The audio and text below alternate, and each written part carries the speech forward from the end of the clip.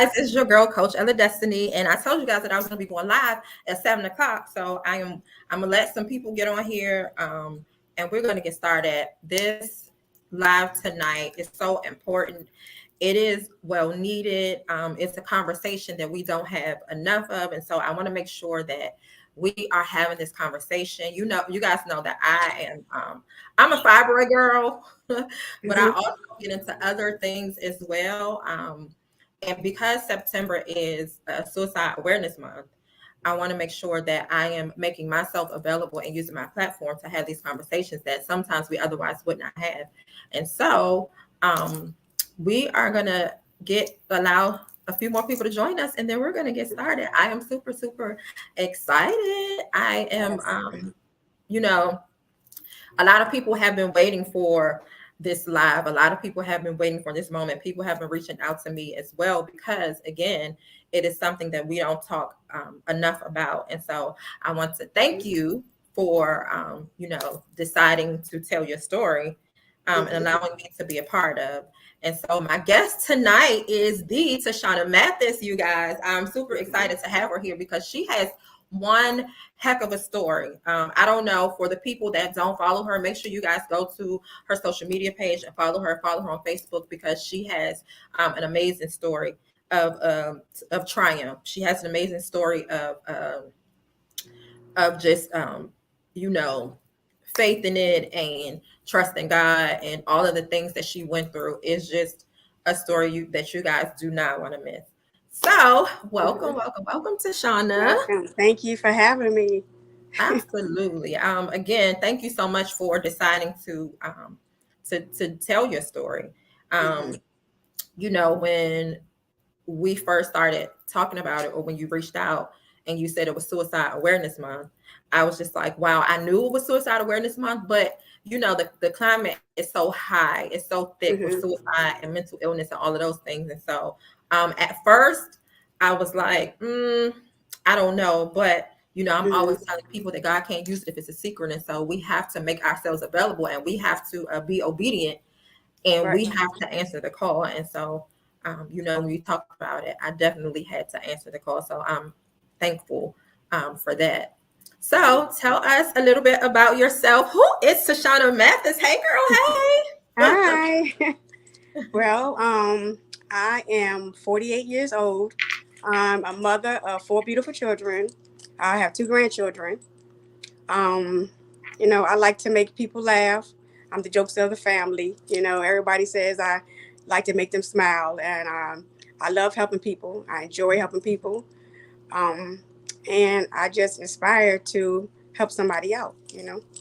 Absolutely. And that's the thing I always tell people all the time, even when I'm coaching. God can't use it if it's a secret. And one thing that I talk about in my purpose course is eliminating the BS, or the belief systems. And one of my pet peeves is, what goes on in my house, stay in my house. Yes. And for me, that can do more harm than good. And so I think it's so important for us to, start talking about the things that has affected us in our household. And, it's a lot of things that, that has happened in households all across the world that, we could tell somebody about. And it doesn't have to necessarily be anything bad or anything traumatic, but it could be something like, how you wash your clothes. Girl, I've been Right. washing my clothes all these years because my parents told me that I can't mix the whites with the colors. And I Right. found out that I mixed my whites with my colors and nothing happened. You get what I'm saying? Mm-hmm. So, it's we just have to change the stigma. I know for myself, again, God can't use it if it's a secret. And so, we Right. have to tell it. We have to have this conversation. So, what brought us here, Tashona? Again, this is Suicide Awareness Month. Mm-hmm. Why is it important for you to tell your story now? And as a matter of fact, what is your story? Well, my story is that I am a survivor of suicide. I attempted to commit suicide maybe in 20 of 21 of last year. Mm, Um, I have always dealt and struggled with depression and mhm, anxiety mhm, since I was younger, because I was sexually abused at a young age, and I mhm, struggled for years with depression, anxiety, not being worthy, feeling like no one was there for me. I felt empty, lost. And so over the years, it lingered into my adulthood life, Mm-hmm. and it was like a roller coaster. I was up and down, up and Mm-hmm. down. And not until last year that it became worse, where I attempted to commit suicide. Mm-hmm.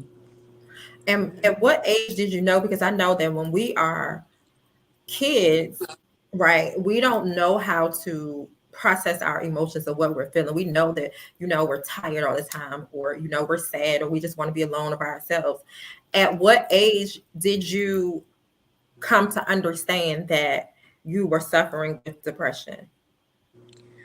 It probably wasn't until like when I was probably 12. I didn't have that many friends. I wanted to be by myself. I Mm-hmm. found myself just sad all the time, and not wanted to get in activities, or just, anxious all the time. Mm-hmm. And Um, then, oh, go ahead. I'm sorry. okay, okay. And then from there, you could kind of put a face with the feeling, or a name with the feeling, that was depression at the age of 12. Yes. Okay. And then, like, what was your childhood like? Like, let's get into that a little bit. I know that you said that you felt alone a lot of times, and you felt like, I guess, for a lack of better words, you felt like you didn't have anybody, like you were just by yourself. Yeah. So take us to the beginning. Like, when did, I guess, you said you started recognizing it at the age of 12, Yes. but, or you knew what it was at the age of 12, but when did you start feeling like this? Was it before the age of 12 or around that time? It was around that time. I Mm-hmm. just, like I said, I started feeling angry. I was angry, just sad all the time. And Mm-hmm. like I said, I had friends, but I really didn't like to socialize. I was shy. Mm-hmm. I kept to myself, Mm-hmm. and then it was always that I wanted to hurt myself. I did not Mm-hmm. want to be here. I felt like I did not want to be here, that I Mm-hmm. was a failure, or that I was not worthy to be, in the world. I Mm-hmm. didn't want to be here, you Did you know. tell anybody? Like, did you tell anybody? Did you say, "Hey, I'm feeling some type of way. I don't know what this feeling is. Like, help me." Did you, at that age, did you tell anybody, or did you kind of like keep it to yourself? Not in that age. I kind of held it in because, growing up in a black household, you're not, you have the church, the Lord, and you're not supposed to look. You're just taught to pray about it, or you're too young to be going through that. You don't know what depression is. You don't know what that is. Mm-hmm. You don't. And so I just, went along with it. Went along with And it, and a lot of and dealt times, with it. and not to cut you off, a lot of times in households, you know we're taught that when we express ourselves or how we feel or what we're thinking, we're being disrespectful, or they used to say Mhm. we were being fast, right? Mhm. Right. And so I think a lot of times that's what happens with children when these things are happening, when they're feeling this type of way. They are afraid to talk about it because they think they're going to get in trouble because they're being fast, or because nobody wants to hear it. We don't know what we're talking about, or the children don't know what Mhm. they're talking about, when in fact we do know what we're talking about. Like, I know I'm feeling some type of way. I know that this isn't a good feeling. I know that something is going on. And Right. so, but it's not comfortable. And that's why it's so important now for us to have these conversations. The word says this generation, we have to learn things for ourselves. And so I am practicing, even though my children are grown, I have grandchildren. And so, Mhm. I'm practicing allowing them to express themselves, to have these Right. conversations, to tell me when you're not okay, to tell me, when you're sad. Why are you sad? Why are you feeling some type of way? And my granddaughter's 6 years old, and she will come to me Mhm. and say, no, no, my parents are being mean to me. But Mhm. that's her expressing herself. You know Right. what I mean? And Right. because I made it a safe space for her, and Uh-huh. I made it comfortable for her, she could come to me and tell me. And a lot of times it's just because she want candy or something like that. But at least Right. she comes to me, and I'm Right. able to have that conversation. Mhm. Um, and so you didn't tell anybody. No, You kept it to yourself. I kept it to myself. And how did it affect you, like when you were keeping it to yourself, because you're going on and on and on and on with these feelings? Like, how was it affecting you mentally? Like, was there any type of um, at that time any type of I don't want to be here anymore, or that didn't come until later where you thought that you just wanted to take your life? Yeah, that didn't come until later. Mm-hmm. Like I just said, I was just always sad and, didn't want to Mm-hmm. socialize. I was shy and, I didn't talk to a lot of people. I would get nervous around people. Mm-hmm. I just held it in. Mm-hmm. I try to function normally, Mm-hmm. like a normal person would function, But you were not normal. but Like I you wasn't just normal. you Yes. were not okay. No, I And was that's not the okay. other thing. I practice telling people it's okay to say that you're not okay. It's okay Mhm. to say that today I need a mental health day, because now mental health, like it is like through the roof. People are just really going crazy, and it's for so many different reasons. It's loss of job, loss of relationship, loss of loved ones. It could be childhood traumas that people go through and they're dealing with day after day after day, and that they go out here, they try to self-medicate, Right. take their mind off of it. They don't want to feel it, they don't want to feel any pain, and so they're doing all of these things, and that's where mental health comes in. So Hmm. take me to after you were 12 years old, getting older and going into adulthood, you started having children. So Hmm. at that point, were you still feeling that way, or did you when you started having children? Because I know a lot of times people have kids and they want to feel loved, and they're like, my children are the only ones that love me, my children are the only ones that understand me. Was that the case for you? Did you feel like that with your children, or? Yes, because it was told to me by doctors that I would never have children, that I couldn't have children. So that was a Mm, blessing when I had my first child, and it was mm-hmm, like somebody to love and love me back that I can love, mm-hmm, and so that helped me tremendously. mm-hmm, It was like an up and down roller coaster. It was not mm-hmm, until I had my third child that I suffered from postpartum depression, and I mm, sink. It's like I sunk back into it. I became depressed all over again. So it was like an up and down roller mm-hmm, coaster. mm-hmm. And then when you started having postpartum depression, like what are some of the things that you were doing? Because I know a lot of women, when they have postpartum, they're detached from the children. They don't want to hold the child. They don't want to be around the child. They don't want to be bothered. Was it like Hmm. that for you, or did you feel like you were forced to deal with this baby because you Um, had to and you didn't want to, or like what was that like? well, my last son, it was kind of hard. I felt kind of detached from him. Mm-hmm, But I could be because I cried and I thought because he cried that I was doing something wrong. I was a bad mother. mm-hmm, Um, I was just crying and I couldn't get him to stop crying, and I mm-hmm, didn't know what was going on. So it made me more depressed, and I mm-hmm. had to then seek help Okay. from a therapist. Right. And did that help you? Because let me tell you something, just being completely transparent. Listen, I was at a point in my life, I had a whole bunch of surgeries and all of that stuff. And I had gotten to a point where I was depressed too, especially when I had a surgery and I lost my navel. I had this scar. I don't have a navel anymore. And so now Mm, my mental is like, nobody will want me. I can't have any kids. I'm going through all of these things. And so mentally, I was messed up. I was seeing a hmm. psychiatrist. I was taking medications. Right. Um, what was that like for you? Like when you were seeing your therapist, did that help you? Did you get some type of relief, or was it It just a band-aid? it was relief for a little while because like when you take the medicine, Mm-hmm, it takes a while for it to get in your system and to adjust to your body. And some medication does not work for everybody, So mm-hmm, it was like a process. I had to trial and error. I had to take different medicines, mm-hmm, and some of them made me even more depressed. Some had me, paranoid. It had me all different kind of side effects. mm-hmm, So I stopped taking it because I didn't mm-hmm, like the way it was making me feel. It mm-hmm, made me feel like a zombie, and so I did not. I stopped taking it. mm-hmm. And the one thing about those medications, because I used to take Zoloft, honey, Zoloft and Trazodone. Let Hmm. me tell you something. When you take that medicine, they tell you. So what it does is that it's supposed to balance the serotonin in your brain. Hmm. And they tell you can't just stop taking it. You have to wean yourself off of it.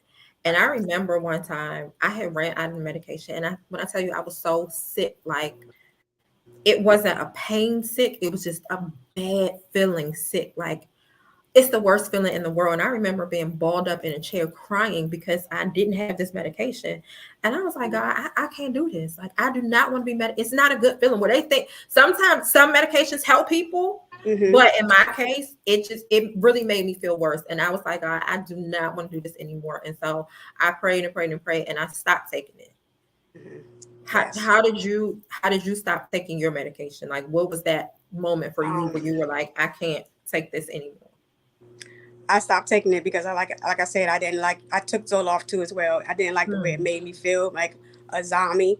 But I weaned mhm, myself. I didn't wean myself off. I stopped taking it completely, mhm, and so it made me feel really depressed, mhm, very suicidal thoughts.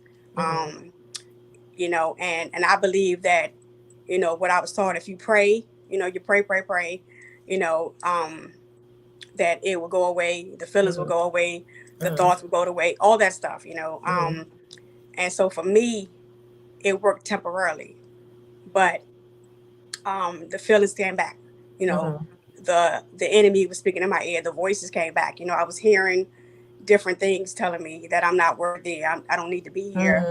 mhm, I'm no good. My kids don't need me.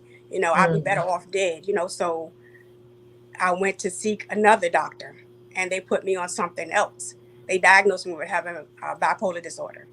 Um, Me too, girl. Listen, yeah, I think all Leos are bipolar yeah. anyway, So honey. That's they, just what it is. But they did that yeah. for me too. So they diagnosed me with that. So it was just like a up and down roller coaster. And Mhm, I made the mistake of trusting.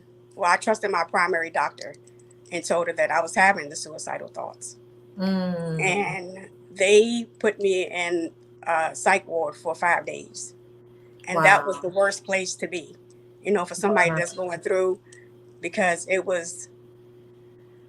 I was trying to heal from the hurt, and Mhm, it was not the right place for me to be at to get that help. mhm, But that's when it really spiraled out of control. Everything. mhm. And before you get into that, for the people that are just joining us, this is Suicide Awareness Month. I am Coach Ella, and this is Tashona, and we are talking about. She's telling us her story. She's telling us about her bout with suicide and depression and mental illness and all of those things. Again, September is Suicide Awareness Month, and I want you guys to understand that this is so important to have these conversations. Um, if you're not okay, say you are not okay. Like, do not keep it to yourself. Do not hold it in. Find somebody. If it's one person, it doesn't have to be a family member, it could be a friend, a coworker. Find one person that you can trust to have these conversations. They're not going to look at you like you're crazy. They're not going to say, oh my God, this girl going crazy. They're not going to say that. But you need to have at least one person that you can talk to and share this information with, and a safe space so that you don't have to go through this alone, and so that you can get help, because it's so many things. Mental health is so real, like it's so heavy right now. People are just, like I said before, losing their minds literally. And so I want you guys to understand, the bottom of the screen, if you're or somebody you know are going through a suicide crisis, call the National Suicide Prevention Hotline, dial 988. Call, get help. If you see somebody that you think is going through mental illness, make sure you guys are getting them the help. And so I want to get back into, you said that it started to spiral. Hmm. At what age were you at this point where it started to spiral? Um, well, all of my teenage years, I'd rather not get into that. I will talk Yeah. about that later.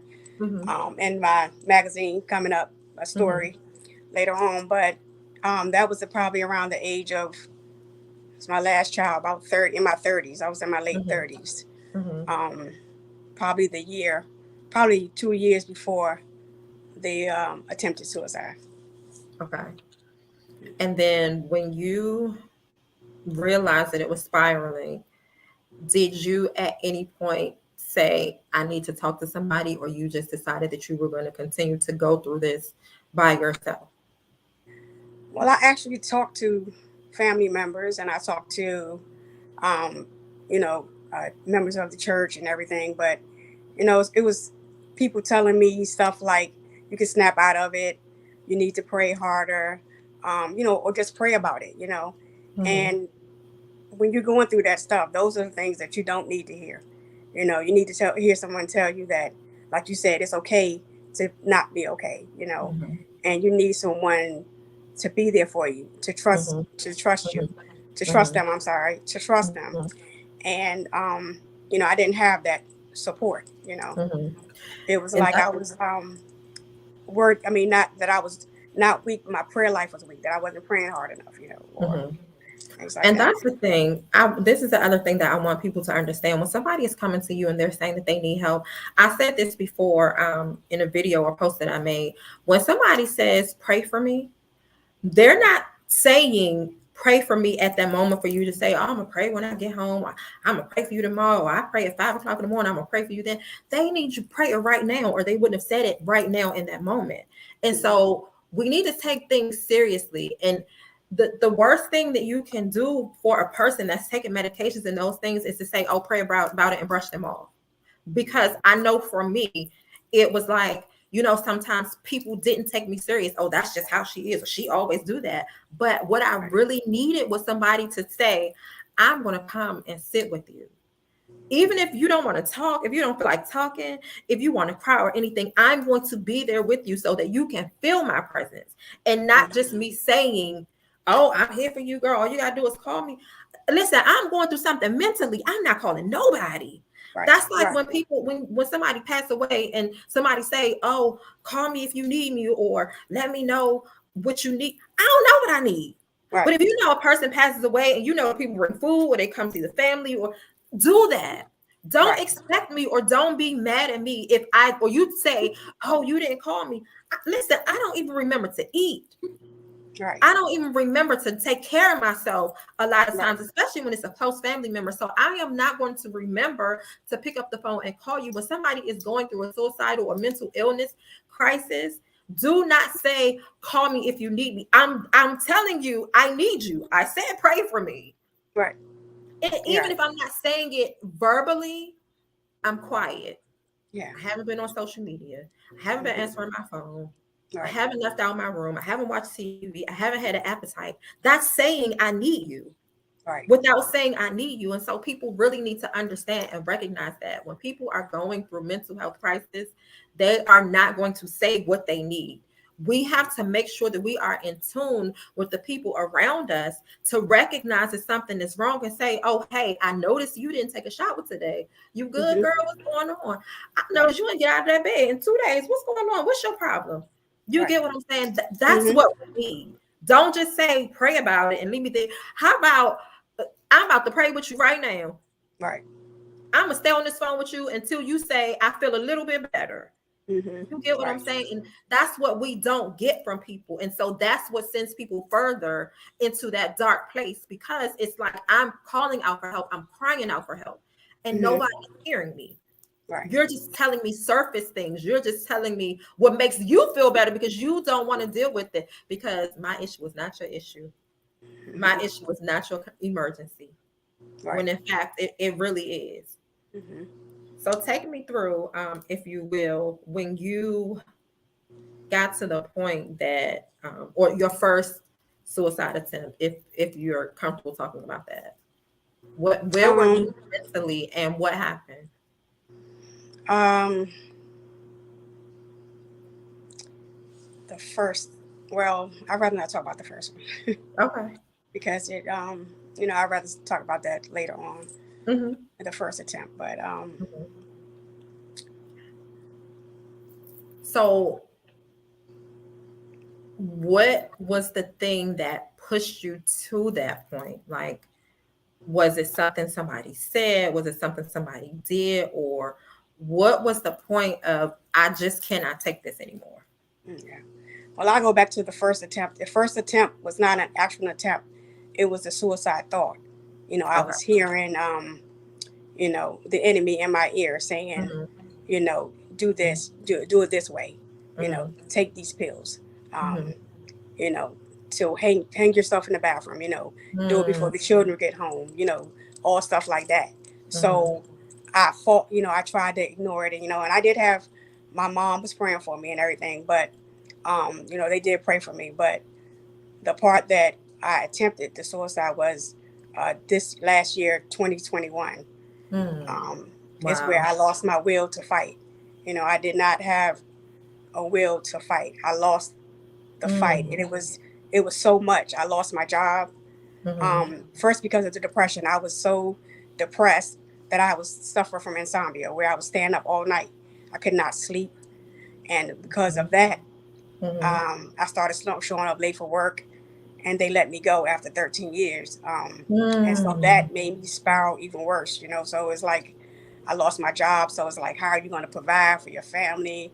You know, how could you, you know, let this happen? It was Mm-hmm. just, I was being tormented, you know, day and night. So Mm-hmm. when I lost my job, it seemed like everything started falling apart. You know, Mm-hmm. I lost my car, I lost everything, you know. So um, so I attempted to, you know, commit suicide. I did not eat. I starved myself for almost 2 months. My God. Um, I went from 120 to 60 pounds. My God. Um, I isolated myself from everybody. I isolated myself from my family first, and then my children. It got to the point where I wouldn't even come out of the bed. My daughter, who is 25 now, she fed, came in there and kept giving me water, bottles of water. But it Mm-hmm. got to the point where I started hallucinating, and Because you because had lost so much weight at I the had time. lost so much weight, and Mm-hmm. all my body organs, everything was shutting down, Putting down. and my will to live was gone. And then people came by to see me, but I wouldn't let anybody talk to me. I wouldn't talk to anybody. I had Mm-hmm. given up. I Mm-hmm. had silenced myself, you know, um, and it was then that you know, that I wanted to give up. I did give up. Mm-hmm. I told my children to let me go and let me die, and my daughter said that she made me comfortable to die in the room. My God. So Whew. And that's the other thing. When we are in positions of power, when we are employers, when we are supervisors and managers and all of those things, listen, everybody is going through something. Everybody's going through something.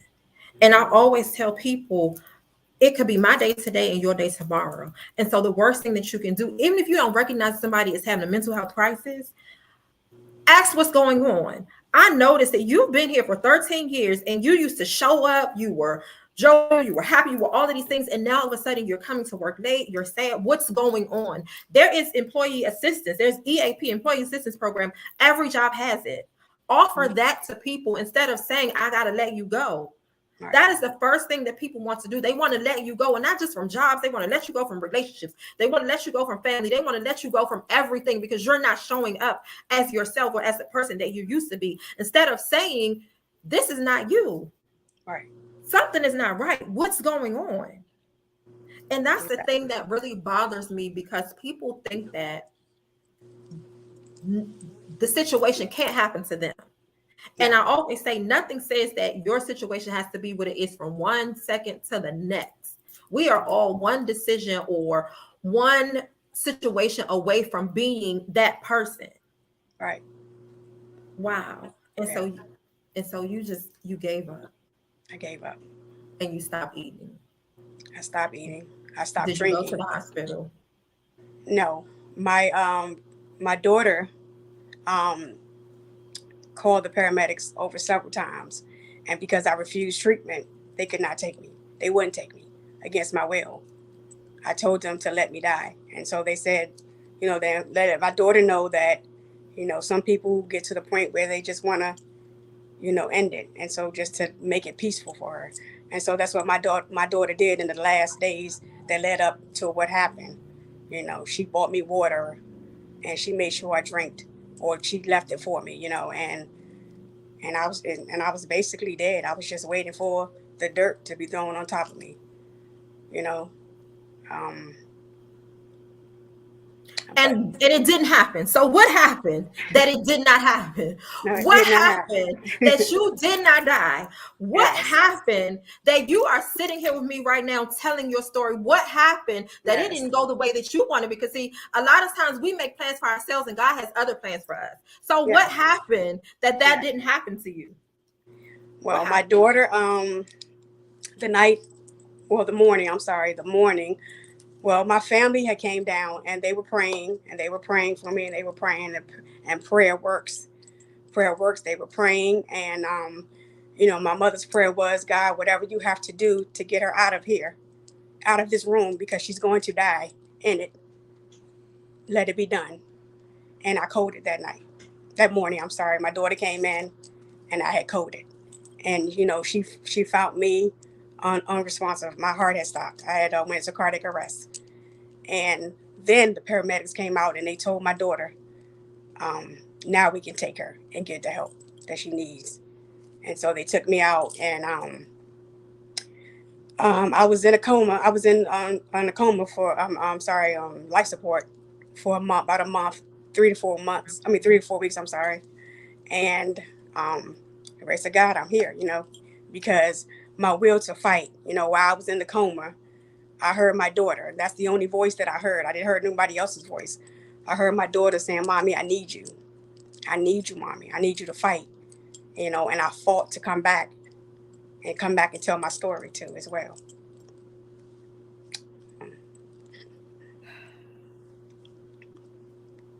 For those of us that are just joining us, this is September Suicide Awareness Month, and we are talking with Tashona Mathis, and she's telling us her story about she how she overcame, how she got through.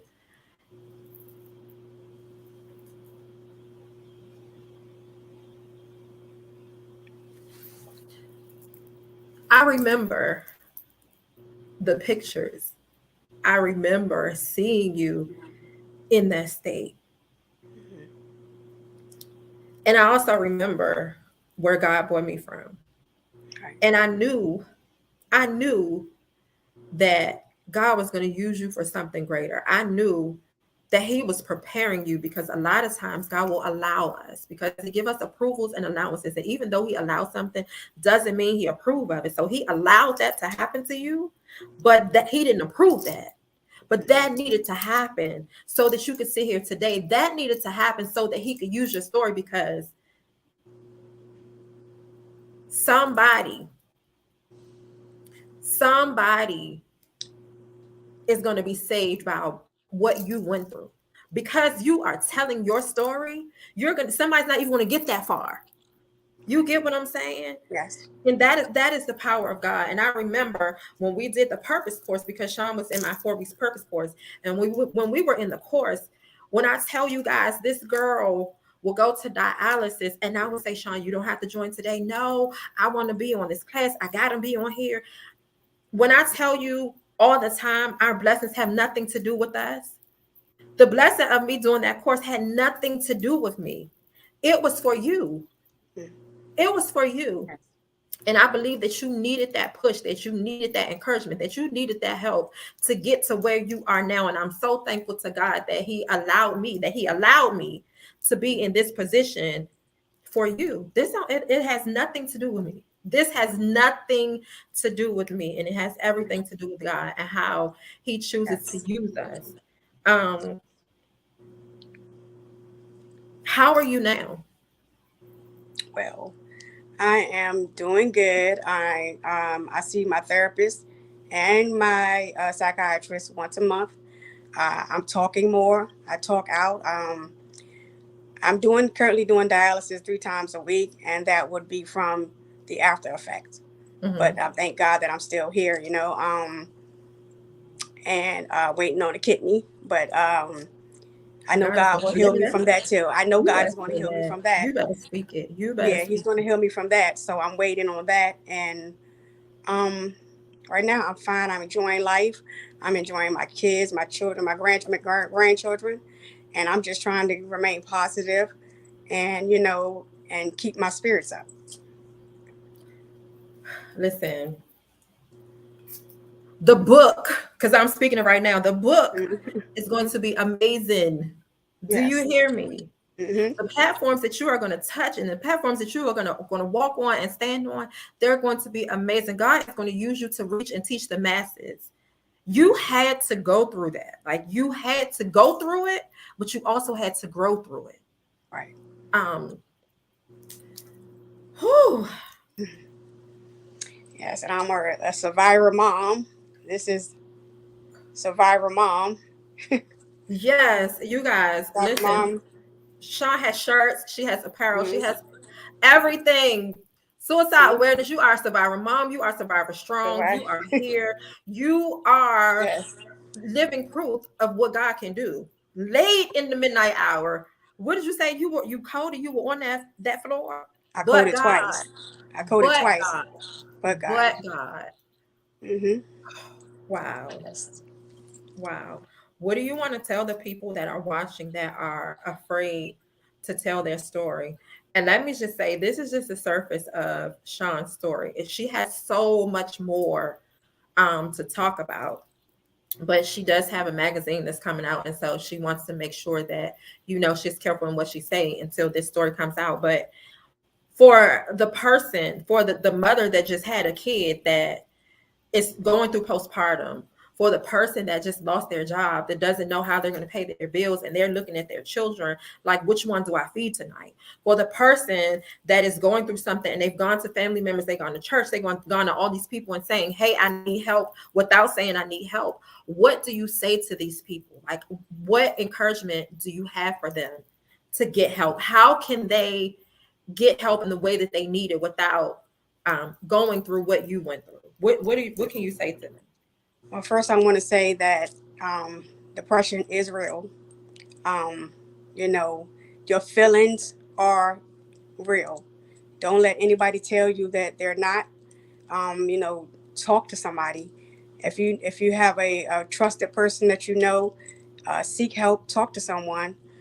Um, go talk to go. I'm sorry. Talk to someone. Get it out. You know that you are important.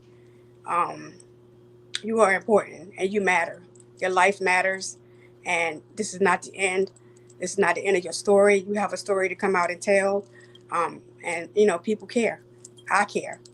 So you know, And listen, if y'all had nobody to talk to, go inbox Tashona, find her on yes, Facebook, yes, inbox you can her, inbox me. That's what I tell meant to her, say. sis, I am going through something. I need you right now. I'm going through this. I'm having these issues. Listen, I got y'all with fibroids all day long. All day long, got you with Hmm. fibroids. This right here. Now, I will say that I did deal with depression myself. I did. I was seeing a psychiatrist, all of those things, because the things that I was going through was really, really crazy. And so I dealt with it also. But I just want people to really understand, like, I went through depression and mental illness. Hmm. You went through suicide. Like, that is like the next, that's something different. Yes. Like, I I didn't get to that point. Hmm. And so I want people to understand that they do have someone. Like, you do not have to go through this alone. You can inbox me, you can inbox Sean, have these Yes. conversations. It's a safe space for us. We can talk about it, we can get you help, we can support you, all of those things, because it's so much going on out here in this world. Yes, it is. Um, and it's almost like people don't care. Like, everybody's so busy doing whatever it is that they're doing that they don't have the time to sit still and be still. I know I like to say, in my situation and all of the surgeries and things that I went through, God had to sit me down. Like, this girl right here was just out of her. She was losing her mind. Like, this girl was going through some stuff, honey. I was out of control, and God was like, "Girl, if you don't sit down." And it was like, every time I healed from the surgery and I got myself together, I ended up doing something else, and God was like, "Okay, you got to sit down again because you're just doing too much." Um, but I needed to be still so that I could hear. I needed to be still so that I could understand the assignment. I needed to be still so that I could make a covenant, and so that I can get the anointing and the appointment that's on my life. So many people are attached to you. So many people are attached to your obedience. I say this all the time. Other people's blessings are attached to your obedience, and your obedience is sitting here tonight and telling your story. So many people are going to be blessed by it. So many people are going to be moved. So many people will not reach the point of wanting to take their life because they heard your story.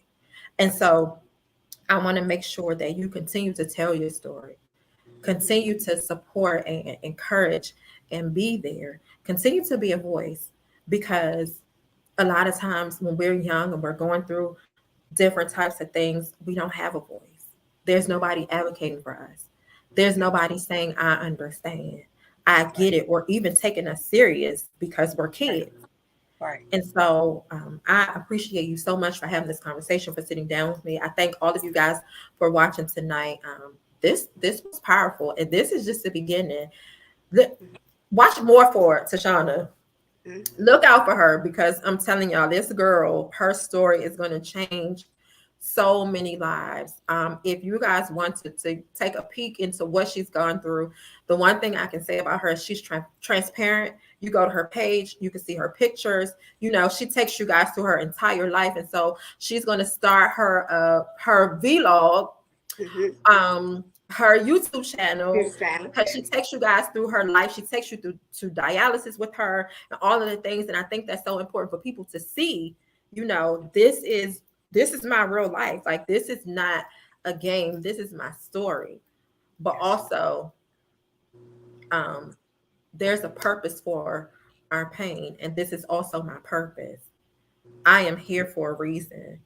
And Mm-hmm. so I want you guys to make sure that you follow her, that you go to her page, support her, purchase those t-shirts, DM her, get those t-shirts, get the bracelets, get the everything, support her so that she can continue on her mission and her commission and her journey to help and encourage and uplift other people.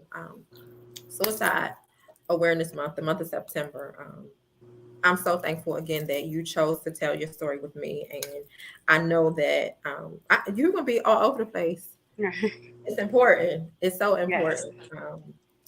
Well, thank you for having me. Thank you for Absolutely, having me. And absolutely. I just want to say one note too, as far as parents with your children. Hmm. You know, That's important. sometimes we feel that because they're children, they don't go through anything, and they don't have any issues to worry about, any stress. But talk to Hmm. your children, Hmm. find out what's going on. I know back in the day we was taught that, you don't show your emotions, or you don't tell you tell your mother all your problems or whatever, or Hmm. your parents. But talk to your children, find out what's going on with them, because some of them are really thinking about suicide, or having suicidal thoughts, or don't want to be here. So, take the time to talk to your children, let them express themselves. And, Hmm. because you can also save their life too, because suicide rate is high in young adults too as well. Hmm. Hmm. So, And these are just a few stats from the CDC that I looked up. Suicide is a serious issue. Something to consider regarding suicide rates in the United States is that many suicides are the result of circumstances beyond avoidable circumstances.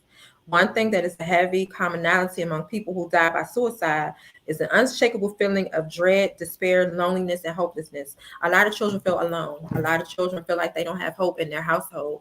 They don't have hope at school with their guidance counselors. They don't have hope with their friends. And so that's very important that you said that, to make sure that you are creating a safe space to have these conversations. My dad used to always say, children are people too. And mm-hmm. they are people. They have feelings, they have emotions, they have thoughts. And so I am so glad that you said that we have to make it comfortable to have these conversations, so Yes, that they don't go outside of the household and try to fix it themselves, so right. to speak. Um, Yes, Thank you guys so much for joining us. Thank you, Sean, for sitting down with me. You guys can catch the replay. It'll be on Sean's page. It'll be on my page. It's going to be on her YouTube channel. Make sure you are following her. Again, make sure you go and support her. Purchase those shirts. Well, how can they get the shirts? By DM. yes. So make DM, sure you or guys DM her. they can email me at Mathis Mhm. underscore Tashona 47 at yahoo.com. Mathis dot Mathis, Underscore Mathis underscore Tashona. That's Tashona. Tashona 47 at yahoo.com. And then we're going to also, I'm going to pin it on my page, and she's going to pin it on her page as well. Make sure you guys go follow her, support her, purchase those t-shirts, run them up. September is um, Suicide Awareness Month, and it's so important to have these conversations. Thank you guys for joining us. Make sure you catch the replays, like, share, comment, send it to a friend, to a friend, to a friend, and make sure you guys get those followers up for Sean, because you guys, I'm telling you, her story, this is just the beginning. This girl has a phenomenal story of survival, and I don't want you all to miss it. So thank you guys for following us. We Good appreciate it, night. and we will talk to you all soon. Good night, Good everybody. night.